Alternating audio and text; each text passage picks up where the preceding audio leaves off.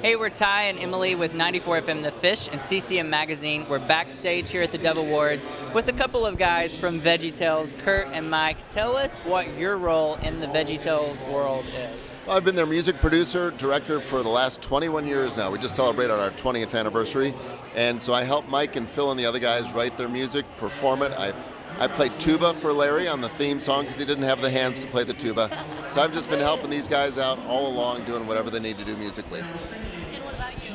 Well, I'm a co-creator along with Phil Vischer. I'm the voice of Larry the Cucumber, and I do a lot of writing and directing for the show as well. So you have to give us your best Larry the Cucumber.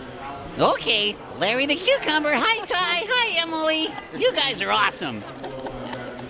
I remember you when I was a kid watching. I was born in 92, so we won't talk about how long ago that was. But I remember the addition of being scared of the dark. Larry the Cucumber was talking about not being scared of the dark. And Yeah. that's been a while. Yeah, Where's God When I'm Scared was our very first episode, and it was Christmas of 1993, so just over 20 years ago. And since then we've done about 50 direct-to-video episodes, and of all different lessons and values from the Bible. Sometimes we tell a Bible story, sometimes we do a takeoff on popular literature or a film genre, but at the core of it, there's always a biblical value, and Bob and Larry always remind kids that God made them special and He loves them very much. Now, 20 years, you said, that Veggie Tales has been going on. I mean, that is so impressive that, standing the test of time like that. Whenever it started, did you have any idea that it would blow up to be what it has become? Absolutely not. In fact, I was joking with my dad the other day. When that first year that we were just getting started, he would talk to me as like, are you doing the right thing helping these guys out? Because there wasn't much money, if any, at that time. And I said, no, I have a real good feeling about this because Mike and Phil were just very inspirational leaders. I could tell I wanted to work for these guys because there was something special. It wasn't just, hey, let's just tell some kid stories. It was, they had a mission and they were out to take the world on. And this is what's happened, and it's very exciting. We're very, very blessed to be able to be here. How have you seen your work impact children all over?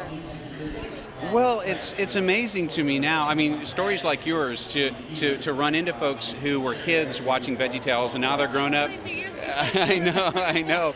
And some, young parents who were kids who now have their own kids and are passing Veggie Tales on to them. So it's just really neat to see how God has worked in their lives over the years, and it's just a story is so important in kids' lives and how they see the world. And if they can watch stories that assume there's a God who made us, who loves us, who wants a relationship with us, then I think that's a really cool thing. And so that's what we try to do with the show.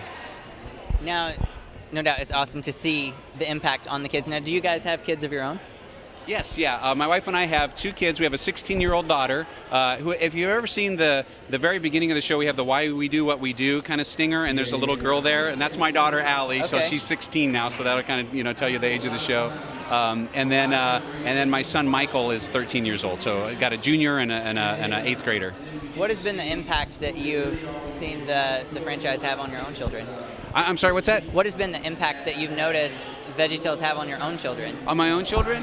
Well, we've tried to bring them up with the same values that we instill in the show, and so both of them are they're really good kids, and we're just so proud of them, and it's we've been able to have them on as voices over the years, and so that's always cute to go listen to a show with like, oh, that's Allie doing that onion character. So, and then of course they've always thought it was cool to have a vegetable as a dad. So but it's been great. So I have to ask you, speaking of voices and vegetable voices especially, do you ever read your daughter bedtime stories in the voice of Larry? You know what? When they were younger, I absolutely did. And we would have like plush. We'd have like a Larry plush, and I'd sit there with the Larry plush, and I would read the story, and she wouldn't even pay any attention to me. She'd be thinking, the Larry was reading to her. So yeah, I do that. I'd mess with them all the time. She's very special. She has Larry the Cucumber as a dad. But now that she's 16, does she ever like, Dad, please stop, quit?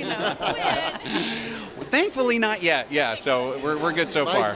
My son, the fish will play a commercial for Veggie Tales Live, and he's like, oh, Mom, turn it down. But his friends are like, no, that's cool. I'm like, yeah. I have to say, my most memorable Veggie Tales song has always been "Oh, Where's My Hairbrush?" So, yeah. Oh yeah, it's always stuck in my head. Where's my hairbrush? Would you like me to sing a few bars for you? Okay. Okay. Oh, where is my hairbrush? Oh, where is my hairbrush? Oh, where, oh, where, oh, where, oh, where, oh, where, oh, where, oh, where, oh, where, oh, where is my hairbrush? You know what? Thank you. I gave up on looking for my hairbrush and just shaved my head. So. Yeah, good for you, man. Good for you. Yeah, Larry's got a lot in common with you. I think that's a perfect note to end on with where is my hairbrush. Thank you so much for being with us today, Kurt and Mike from Veggie Tales, Voices of Veggie Tales. Thank you for everything that you do. Our living room is courtesy of Imagine This Home Decor and Looks Redesign. awesome. So our very plush living room, thanks to them. Thank you for Thank being you, with guys. us. You bet.